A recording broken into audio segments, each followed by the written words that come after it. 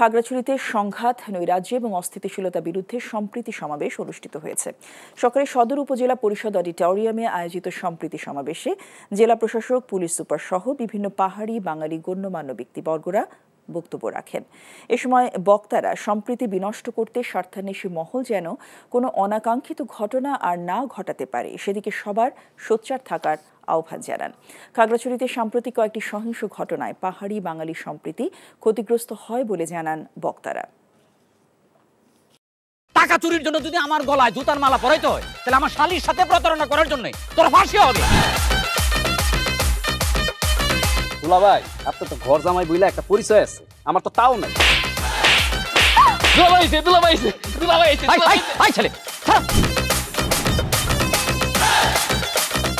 রাজনৈতিক ফ্যামিলির মেয়ে হয়ে ওই কাজ করবে। যারে পাবো হারে পিটাবো, রক্তের নেশায় ধরছে, রক্তের নেশায়, কাঁচা রক্তের নেশায় ধরছে।